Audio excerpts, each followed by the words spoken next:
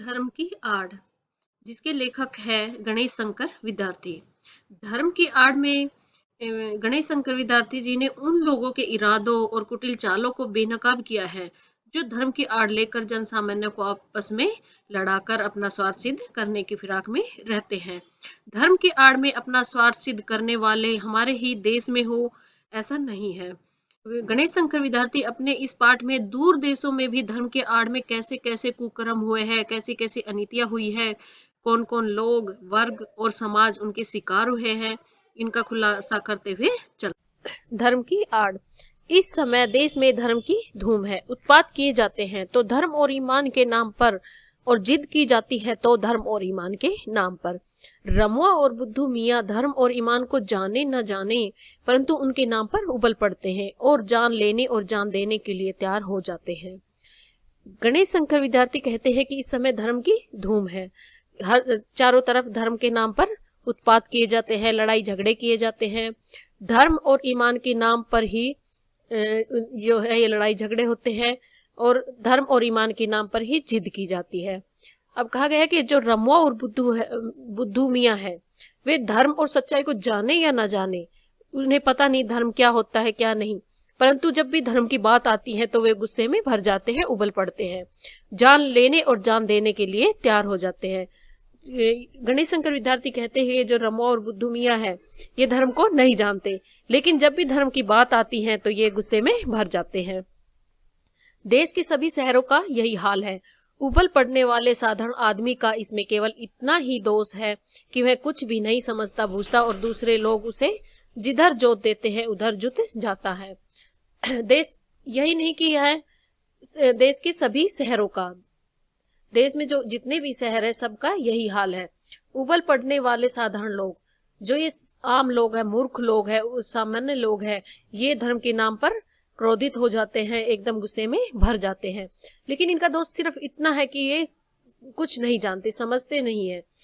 दूसरे लोग उसे जिधर जोत देते हैं, मतलब जो अमीर लोग हैं, नेतृत्व करने वाले लोग हैं, जिस जैसे चाहे इन लोगों को उधर मोड़ देते हैं, उनसे वो काम निकलवा लेते हैं।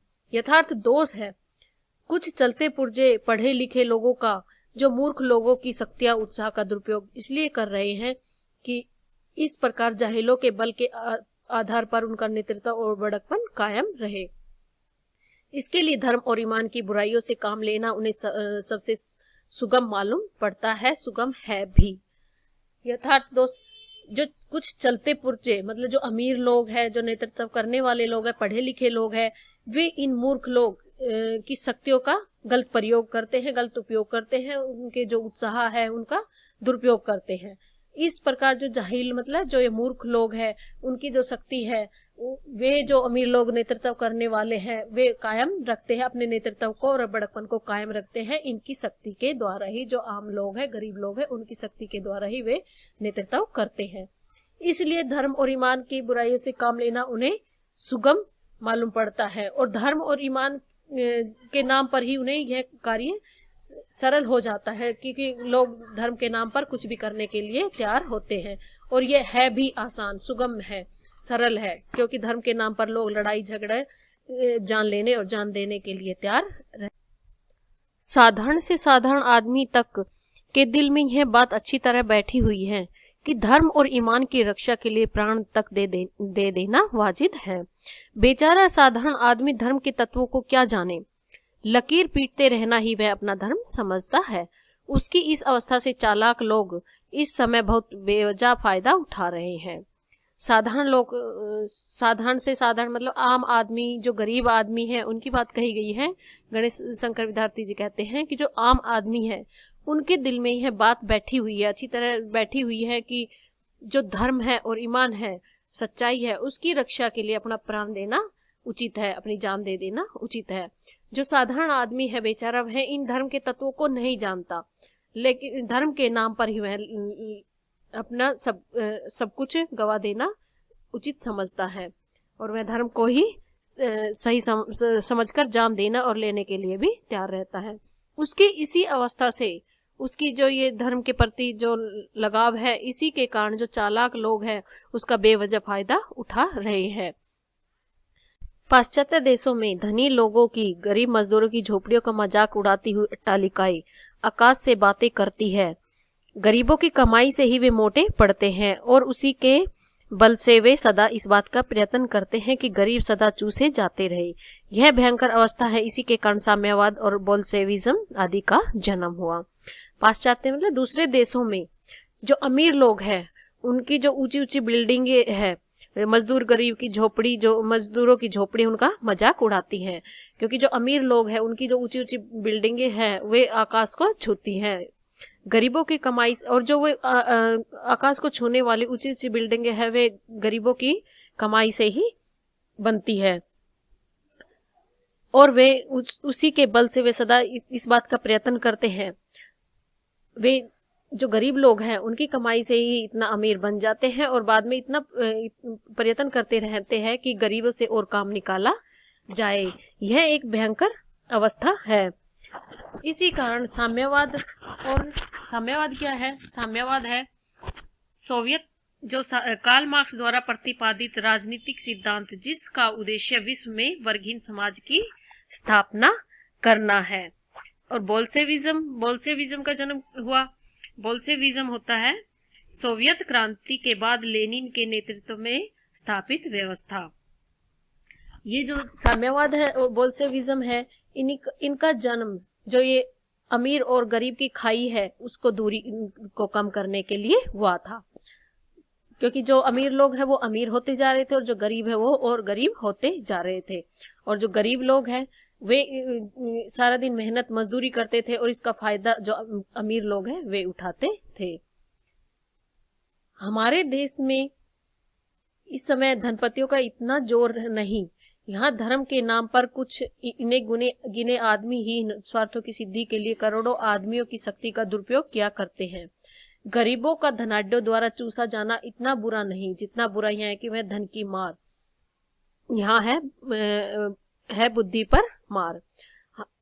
अब गणेश शंकर विद्यार्थी जी कहते हैं कि हमारे ही देश में इस समय धनपतियों का इतना जोर नहीं है, जो अमीर लोग हैं उनका इतना जोर नहीं है। यहाँ धर्म के नाम पर कुछ गिने चुने लोग ही हैं जो अपने स्वार्थ सिद्ध के लिए गरीबों का दुख देते हैं, उनसे फायदा उठाते हैं, और करोड़ों आदमियों की शक्ति जो आम लोग हैं उनकी शक्तियों का गलत प्रयोग करते हैं, गलत उपयोग करते हैं। गरीबों का धनाढ्य द्वारा जो गरीब लोग हैं, धनाढ्य जो अमीर लोग हैं उनके द्वारा चूसा जाना इतना बुरा नहीं है जितना कि धन की मार। यहाँ पर धन है बुद्धि पर मार। जो बुद्धि है उनकी जो ये धर्म का पर्दा डला हुआ है, वह धन दिखाकर करोड़ों को वश में किया जाता है और फिर मनमाना धन पैदा करने के लिए जोत दिया जाता है। यहाँ है बुद्धि पर पर्दा डालकर पहले ईश्वर और आत्मा का स्थान अपने लिए ले लेना और फिर धर्म, ईमान, ईश्वर और आत्मा के नाम पर अपना स्वार्थ सिद्ध करने के लिए लोगों को लड़ाना भिड़ाना।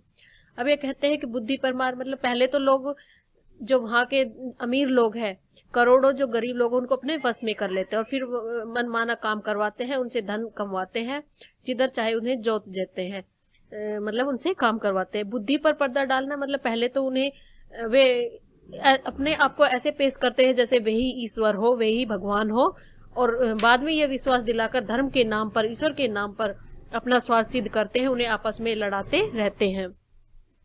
मूर्ख बेचारे धर्म की दुहाइयां देते और दिन दिन चिल्लाते हैं, अपने प्राणों की बाजियां खेलते और थोड़े से अनियंत्रित और धूर्त आदमियों का आसन ऊंचा करते हैं और उनका बल बढ़ाते हैं। धर्म और ईमान के नाम पर किए जाने वाले इस भीषण व्यापार को रोकने के लिए साहस और दृढ़ता के साथ उद्योग होना चाहिए। जब तक ऐसा नहीं होगा तब तक भारतवर्ष में नित्य प्रति बढ़ते जाने वाले झगड़े कम न होंगे। अब क्या गया, जो विद्यार्थी जी कहते हैं कि जो मूर्ख बेचारे लोग हैं, जो गरीब लोग हैं, वे धर्म की दुहाइयां देते रहते हैं और गरीब गरीब चिल्लाते हैं। अपने जो धर्म के नाम पर अपने प्राण की जो प्राण है उसकी बाजियां लगा देते हैं।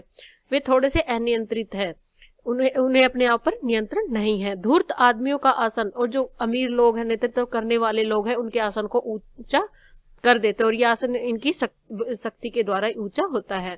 धर्म और ईमान के नाम पर किए जाने वाले जो धर्म और ईमान के नाम पर इनका ये भयंकर व्यापार चलता है, लेकिन इस व्यापार को रोकने के लिए साहस और दृढ़ता दिखानी चाहिए। जब तक ऐसा नहीं होगा तब तक भारतवर्ष में प्रतिदिन ये लड़ाई झगड़े ये कम नहीं होंगे, प्रतिदिन बढ़ते रहेंगे। धर्म की उपासना के मार्ग में कोई भी रुकावट न हो। जिसका मन जिस प्रकार चाहे उसी प्रकार धर्म की भावना को अपने मन में जगावे। धर्म और ईमान मन का सौदा हो, ईश्वर और आत्मा के बीच का संबंध हो, आत्मा को शुद्ध करने और ऊंचे उठाने का साधन हो। अब धर्म की उपासना के मार्ग में कोई भी ये गणेश शंकर विद्यार्थी जी कहते हैं कि धर्म के मामले में कोई रुकावट नहीं होनी चाहिए। जिसका मन जिस धर्म को माने उसी धर्म को माने। उसे किसी प्रकार का कोई बंधन नहीं होना चाहिए कि वही ये धर्म माने या वो दूसरा वो कोई और धर्म माने। उसी प्रकार धर्म की भावना को भी अपने मन में जगावे। जैसा धर्म है उसकी वैसी भावना होगी। धर्म और ईमान मन का, धर्म और सच्चाई ये मन का सौदा है। लोग जिसका मन चाहे वो कर सकता है। ईश्वर और आत्मा के बीच का संबंध हो, जो भगवान है और आत्मा है उसके बीच में संबंध हो। आत्मा को शुद्ध करने और ऊंचे उठाने का साधन हो। जो धर्म है वो एक शुद्ध आचरण वाला हो, अच्छे व्यवहार वाला हो, यही धर्म है। वह किसी दशा में भी है, वह किसी दूसरे व्यक्ति की स्वतंत्रता को छीनने कुचलने का साधन न माने। जो धर्म है किसी की व्यक्ति की स्वतंत्रता को छीन नहीं सकता, वह कुचल नहीं सकता। जिसका मन चाहे वो धर्म को मान सकता है। आपका मन चाहे उस तरह का धर्म आप माने, दूसरे का मन चाहे दूसरा उस धर्म को माने, उस प्रकार का धर्म वह माने। जो दो भिन्न धर्मों के मानने वाले के टकरा जाने के लिए कोई स्थान न हो। यदि किसी धर्म के मानने वाले कहीं जबरदस्ती टांग अड़ाते हो तो उनका इस प्रकार का कार्य देश के सिद्धांत के विरुद्ध समझा जाएगा। अब विद्यार्थी जी कहते हैं कि जिसका मन चाहे वो धर्म को मान सकता है। यह किसी के धर्म में टांग नहीं अड़ानी चाहिए कि वह उस धर्म को माने या ना माने। दो धर्म को मानने वाले के बीच में लड़ाई झगड़ा नहीं होना चाहिए। किसी भी धर्म का मानने वाले के बीच में किसी को जबरदस्ती अपनी टांग नहीं अड़ाना चाहिए, उसे कोई हस्तक्षेप नहीं करना चाहिए।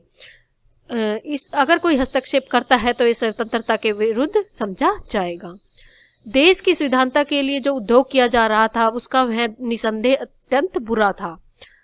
अब कहते हैं देश की जो स्वतंत्रता है उसमें जो उद्योग किया जा रहा है, व्यापार किया जा रहा है, वह निसंदेह ही अत्यंत बुरा था। जिस दिन संविधानता के क्षेत्र में खिलाफत, मुल्ला, मौलवियों और धर्माचार्यों को स्थान दिया जाना आवश्यक समझा गया, एक प्रकार से उस दिन हमारी संविधानता के क्षेत्र में एक कदम पीछे हटके रखा था। अब यह कहा गया जिस दिन स्वतंत्रता के जब स्वतंत्रता की लड़ाई हो रही थी तब इन खिलाफत, मुल्ला, मौलवियों और धर्म आचार्यों को स्थान दिया गया, वह बहुत ही बुरा दिन था क्योंकि इनको इस स्वतंत्रता में शामिल नहीं करना चाहिए था। यह एक कदम पीछे हटकर रखा था। अपने उसी पाप का फल आज हमें भोगना पड़ रहा है। जब हमने स्वतंत्रता में इन धर्म आचार्यों, मौलवियों को शामिल किया तो हम आज उसका फल भोग रहे हैं। देश की संविधानता के संग्राम ही ने मौलाना अब्दुल बारी और शंकराचार्य को देश के सामने दूसरे रूप में पेश किया है, उन्हें अधिक शक्तिशाली बना दिया। और हमारे इस काम का फल यह हुआ कि इस समय हमारे हाथों से ही बढ़ाई इनकी और इनके से लोगों की शक्तियां हमारी जड़ उखाड़ने और देश में मजहबी पागलपन, प्रपंच और उत्पाद का राज्य स्थापित कर रही है। जब स्वतंत्रता संग्राम हो रहा था तब इन मौलवियों और जो धर्म को मानने वाले को जब स्वतंत्रता संग्राम में शामिल किया गया तो ये सबसे बुरा दिन था जिसका फल हमें आज भोगना पड़ रहा है। मौलाना अब्दुल बारी और शंकराचार्यों को हमने ही इतना बढ़ा चढ़ाकर, इतना शक्तिशाली बनाकर पेश किया कि आज ये लोग हमारे हाथों से हमारी शक्तियों को छीन रहे हैं, हमारी जड़ उखाड़ने में लगे हुए हैं। देश मजहबी पागलपन, जो हमने पागलपन किया था इस मजहब के नाम पर, आज वह एक उत्पात, एक लड़ाई झगड़े का कारण बना हुआ है। महात्मा गांधी धर्म को सर्वत्र स्थान देते थे। वे एक पग भी धर्म के बिना चलने के लिए तैयार नहीं है, परंतु उनकी बात ले उड़ने के पहले प्रत्येक आदमी का कर्तव्य है कि वह भली भांति समझ ले कि महात्मा जी के धर्म का स्वरूप क्या है। धर्म से महात्मा जी का मतलब ऊंचे और उदार तत्वों का ही हुआ करता है। उनके मानने में किसे ऐतराज हो सकता है। अब विद्यार्थी जी कहते हैं कि महात्मा गांधी धर्म को सर्वोपरि मानते थे। एक पग भी, एक डग भी वे धर्म के बिना नहीं चलते थे। लेकिन उसकी इन बात को समझने से पहले ये समझना जरूरी है कि धर्म होता क्या है। जो धर्म अभी तक हम सुनते हैं, धर्म के नाम पर जान देने लेने की बातें लोग करने वाले हैं, मूर्ख लोग हैं। महात्मा गांधी उस धर्म को नहीं मानते थे कि वो धर्म है। बल्कि भली भांति समझ लेना चाहिए कि धर्म का स्वरूप क्या है। महात्मा गांधी जिस धर्म को मानते थे वे उदार तत्व और ऊंचे अच्छा व्यवहार, इनको धर्म मानते थे। इसमें किसी को ऐतराज नहीं होना चाहिए। अजा देने, शंख बजाने, नाक दबाने और नमाज पढ़ने का नाम धर्म नहीं है। शुद्ध आचरण और सदाचार ही धर्म के स्पष्ट चिन्ह है। 2 घंटे बैठकर पूजा कीजिए और 5 वक्त नमाज अदा भी कीजिए, परंतु ईश्वर को इस प्रकार रिश्वत दे चुकने के पश्चात यदि आप अपने को दिन भर बेईमानी करने और दूसरे को तकलीफ पहुंचाने के लिए आजाद समझते हैं तो इस धर्म को अब आगे आने वाला समय कदापि नहीं टिकने देगा। अब विद्यार्थी जी कहते हैं कि अजा देने, शंख बजाने, नाक दबाने और नमाज पढ़ने आदि जो काम है इनका नाम धर्म नहीं है। जो अच्छा व्यवहार है, सदाचार है, वही धर्म है, वही धर्म के स्पष्ट चिन्ह है। आप 2 घंटे तक बैठकर पूजा कीजिए, 5 वक्त नमाज पढ़िए और फिर सारा दिन बेईमानी करोगे तो यह भगवान को रिश्वत तो आपने दे दी पूजा पाठ करके, लेकिन पूरे दिन बेईमानी करोगे और दूसरों को तकलीफ दोगे तो जो ये धर्म है इसको आगे आने वाला समय जो लोग हैं वो इस धर्म को नहीं मानेंगे, क्योंकि वे समझदार होंगे कि धर्म क्या है। अब तो आपका पूजा पाठ ने देखा जाएगा, आपकी भल मन साहत की कसौटी केवल आपका आचरण होगी। सबके कल्याण की दृष्टि से आपके अपने आचरण को सुधारना पड़ेगा, और यदि आप अपने आचरण को नहीं सुधारेंगे तो नमाज और रोजे, पूजा और गायत्री आपको देश के अन्य लोगों की आजादी को रोंदने और देश भर में उत्पादों को चढ़ उछालने के लिए आजाद न छोड़ सकेगी। अब क्या है, अब तो आप पूजा पाठ, आपका जो सारा दिन पूजा पाठ करते हो वह नहीं देखा जाएगा। आपकी भलमानस, आप मतलब आप कैसे हैं, आपकी व्यवहार कैसा है, यही आपका आचरण कैसा है, यही लोग देखेंगे। सबके कल्याण की दृष्टि से आपको अपना व्यवहार सुधारना होगा। यदि आप ऐसे धार्मिक और दीनदार आदमियों से, तो वे लामजहब और नास्तिक आदमी कहीं अधिक अच्छे और ऊंचे हैं, जिनका आचरण अच्छा है, जो दूसरों के सुख दुख का ख्याल रखते हैं और जो मूर्खों को किसी स्वार्थ सिद्धि के लिए उकसाना बहुत बुरा समझते हैं। ईश्वर इन नास्तिकों और लामजहब लोगों को अधिक प्यार करेगा और वह अपने पवित्र नाम पर अपवित्र काम करने वाले से यही कहना पसंद करेगा।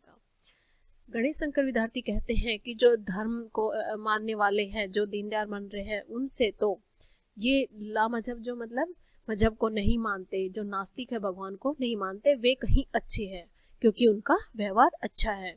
जो दूसरों के सुख दुख का ख्याल रखते हैं, उन्हें कष्ट नहीं पहुंचाते, उन मूर्ख लोगों के स्वार्थ सिद्ध के लिए उकसाना बहुत बुरा समझते हैं। जो गरीब लोग हैं उनको उकसाना धर्म के नाम पर बहुत बुरा समझते हैं। ईश्वर को ना मानने वाले और ये जो धर्म को नहीं मानते, भगवान उन्हीं को ही ज्यादा प्यार करेगा क्योंकि उनका व्यवहार अच्छा है। जो भगवान के नाम को अपवित्र करते हैं, वह उनसे यह कहना पसंद करेगा कि मुझे मानो या न मानो, तुम्हारे मानने ही से मेरा इस ईश्वरत्व कायम नहीं रहेगा। दया करके मनुष्यत्व को मानो, पशु बनना छोड़ो और आदमी बनो। अब ईश्वर कहता है कि मुझे मानो या ना मानो, इससे मेरा कोई जो ईश्वरत्व कम नहीं होगा, यानी कि मैं ये नहीं है कि मेरा जो मैं भगवान हुई है, नहीं कहेंगे लोग कि मैं भगवान नहीं हूँ। दया करके और मनुष्यत्व को मानो, मतलब मनुष्य से प्यार करो, जो पशु बनना छोड़ो और आदमी बनो। तुम जो धर्म के नाम पर इन गरीब लोगों को लड़ाते हो, भिड़ाते हो, झगड़ा करवाते हो, ये सब गलत है। तुम अपने व्यवहार को अच्छा करो, सब लोग से अच्छे से रहो।